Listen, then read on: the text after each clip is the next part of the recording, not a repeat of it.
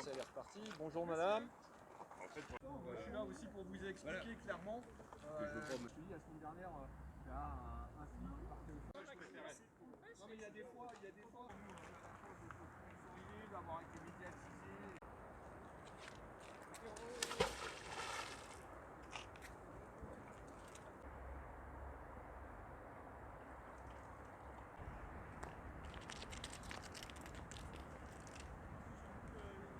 Le but de ma venue aujourd'hui, c'est déjà de vous sensibiliser à la pratique de la pêche à l'aimant, mais sous condition qu'elle soit pratiquée correctement avec les procédures de notre association.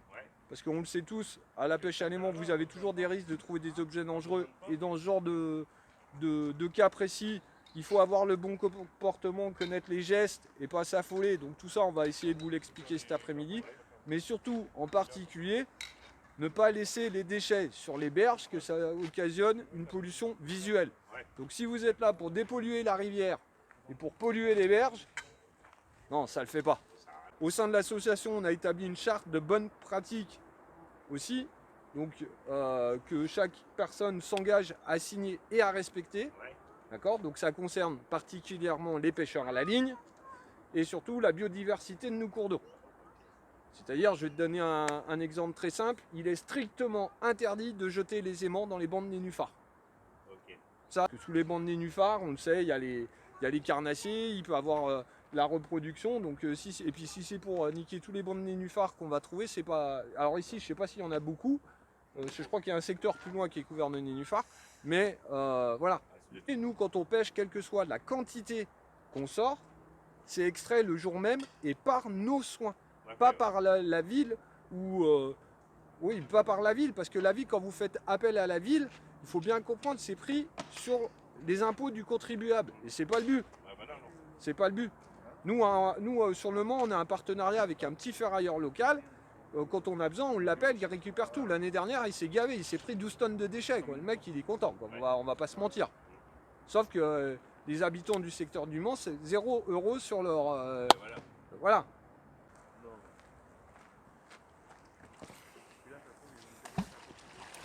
Oui, l'ancienne usine Scania qui était là.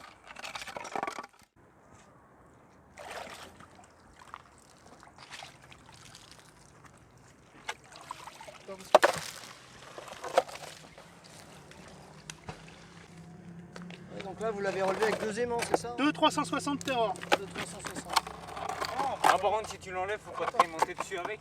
Attention, je vais tirer. Vas-y.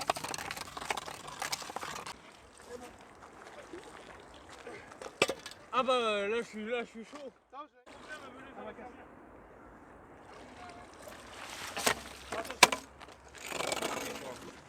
Ça bouge pas. Allez, venez pas dans mon spot. Là, en même temps, on va pas l'enlever. Donc je coupe tout de suite, ça va couper.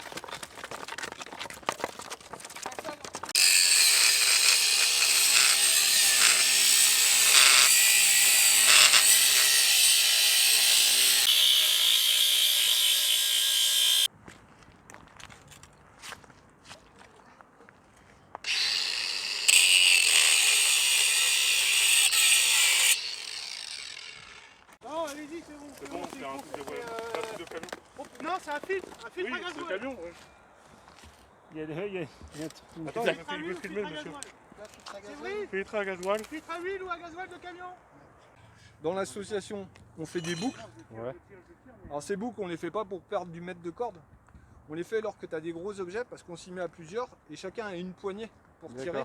Ça évite de se brûler les mains. Alors on le sait, à la pêche à l'aimant, il faut aussi des gants pour se protéger. Et là, imagine, ça c'est un grappin.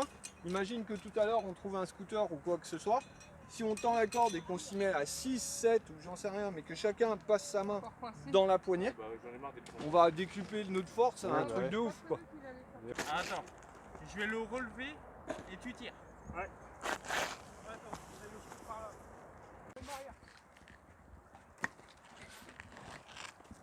Un panneau. C'est bon, je l'ai. Ah, Picard. Zing, zing. Ah, vous êtes deux là. Picard, il est coincé au bout. Attends.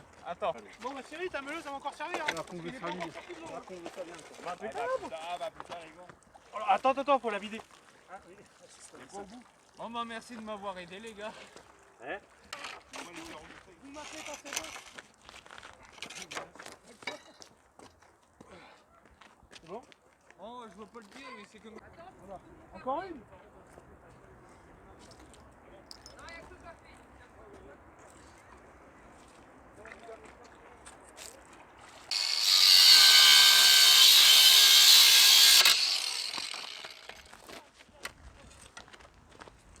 Allez, c'est parti.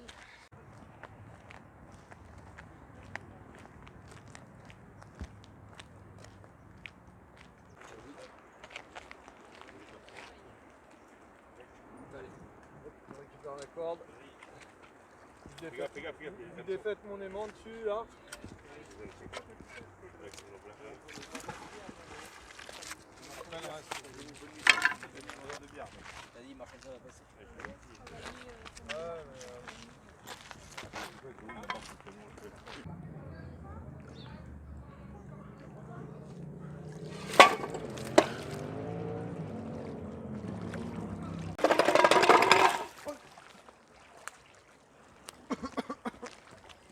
Attends, j'arrive à le rond. Ah, non, non, lâche pas, lâche pas. Jette en même temps au même endroit. Avec deux aimants, vous allez avoir Tu vois, plus il y a de les bulles? force. Jette là, il est en train de lâcher là.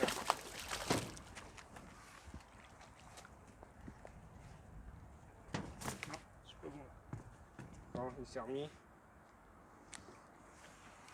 C'est bon, alors une barre pareil.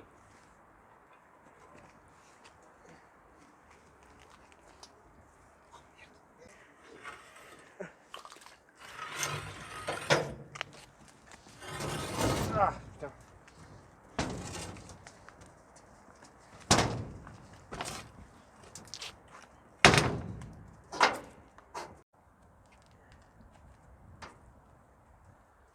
Une chaîne.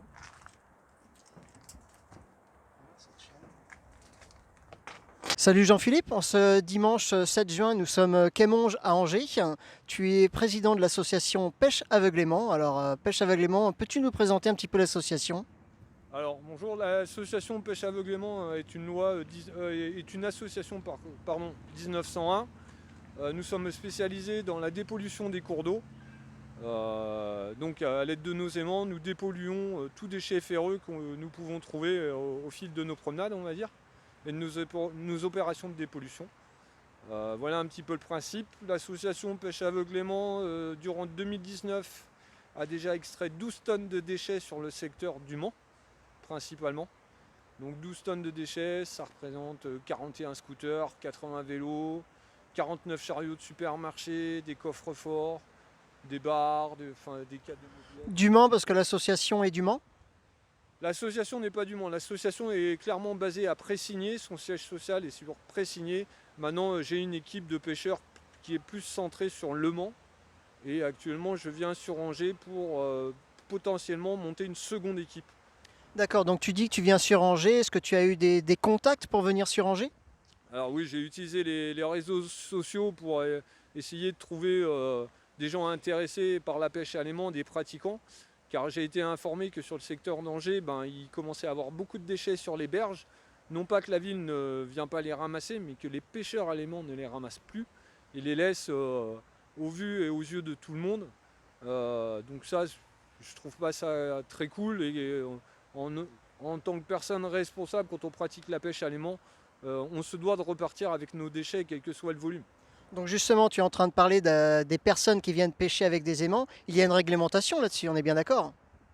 Alors, la réglementation à ce jour, pour pratiquer la pêche à l'aimant, il faut s'adresser au conseil départemental qui est le gestionnaire des cours d'eau et principalement aux responsables fluviales pour avoir une autorisation de pratique de la pêche à l'aimant. Voilà. Après, en France, nous avons un gros vide juridique qui fait qu'il n'y a pas réellement d'article de loi encadrant cette pratique, hormis ce fait qu'on doit avoir cette autorisation de pratique de pêche à l'aimant qui correspond à l'article L542.1 du Code du patrimoine. Donc en tant que gestionnaire du cours d'eau, la propriété des cours d'eau leur est attribuée, donc nous devons avoir l'accord du propriétaire pour pouvoir agir. Petite dernière question, qu'est-ce qui t'a fait venir à la pêche à l'aimant? Tu étais un ancien pêcheur apparemment? Oui, effectivement, j'étais un ancien pêcheur. Moi je suis arrivé dans le monde de la pêche à l'aimant un peu comme tout le monde en voyant des vidéos sur YouTube. On m'a offert un aimant, j'ai testé, j'ai sorti des kilos de clous et de vis comme tout le monde, puis jusqu'au jour où vous prenez votre premier vélo, et puis le premier scooter, et puis là on commence à prendre conscience que où qu'on soit, que ce soit dans la campagne, dans nos villes, les cours d'eau ne sont pas forcément bien entretenus, et que écologiquement parlant, si on veut laisser on va dire une rivière avec du poisson, avec une qualité d'eau convenable, c'est un peu de notre responsabilité aussi de s'en occuper. Donc faut pas penser qu'à soi, il y a des générations futures derrière nous. Et c'est comme ça que j'en suis arrivé là. Donc au départ je pêchais en duo. On a fait quelques vidéos sur notre chaîne YouTube. Ça a pris des proportions, on a été médiatisé localement, au niveau départemental, puis nationalement grâce à un reportage d'une chaîne télé.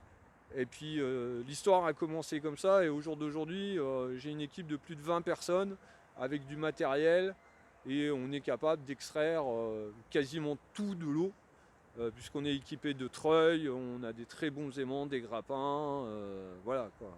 D'accord, bah pour ça, tu vas aller nous faire voir quelques aimants. Ouais, volontiers, ouais, allez, on y va. Donc alors, présentation des aimants. Voilà, alors là pour notre part, on travaille avec un aimant double face d'une puissance de 2 fois 500 kg. Donc ces 2 fois 500 kg, ça ne veut pas dire que ça fait 1 tonne. Sur un aimant, on n'additionne pas la puissance de chaque face. Donc ça, c'est un aimant qui est assez lourd quand même, qui n'est pas fait, je dirais, pour les jeunes. Donc avec un tel aimant, qu'est-ce qu'on peut soulever exactement? Quasiment tout, je dirais. Ça va du vélo, scooter, la barre de fer. Je vous dis, jusqu'à 500 kg de force sur chaque face. Donc on peut quasiment tout sortir.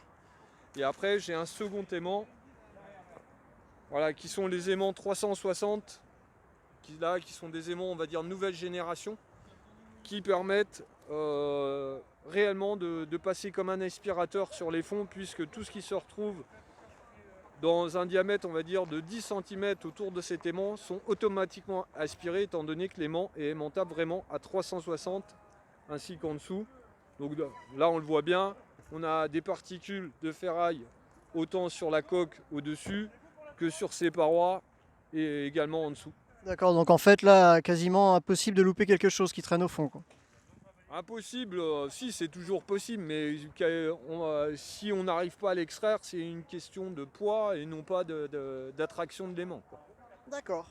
Bah écoute Jean-Philippe, merci beaucoup pour votre action aujourd'hui. Merci à vous. Et comme quoi la sensibilisation c'est très important, parce que j'ai vu qu'aujourd'hui beaucoup de monde se sont arrêtés pour vous questionner. Donc comme quoi votre présence est très importante. Alors, notre présence importante, je ne sais pas, mais en tout cas permet, on va dire, de permettre aux gens une certaine réflexion, à se demander déjà qu'est-ce qu'on fait là et d'où on sort tous les déchets qu'on peut voir derrière moi. C'est surtout ça. Les gens se demandent comment c'est possible qu'il y ait tout ça dans l'eau. Donc si ça peut interpeller, on va dire, quelques personnes qui réfléchissent au sujet, et puis par la suite qui peuvent sensibiliser les plus jeunes, tout le pari est gagné, on va dire. Absolument, donc aujourd'hui vous avez surtout nettoyé aux abords du pont du tram, du dernier pont du tram. Ouais. Et en termes de déchets, il a été retrouvé En termes de beaucoup de ferraille. Ouais, en termes de déchets, là on a 4 de mobylettes, on a les poteaux qui empêchent l'accès en véhicule, on a des barres de fer d'échafaudage, il y a des tiges, des fers à béton. Là on va montrer un truc bien précis, c'est ce qu'il y a de plus polluant qu'on peut trouver dans nos cours d'eau. Ça c'est un filtre à gasoil ou d'un bateau ou d'un poids lourd. Je dirais même c'est un filtre à huile. Parce qu'il fuit donc. Ouais, d'ailleurs, je précise que j'étais là quand ils l'ont relevé et on voyait bien la nappe qui remontait en surface. Voilà, donc là, ça, il n'y a rien de plus crade pour polluer nos cours d'eau, et ça, on en trouve aussi également partout. Voilà. Voici l'exemple de déchets qu'on retrouve, déchets métalliques, des gros boulons. Alors ça, c'est certainement dû au chantier du pont du tram. Voilà.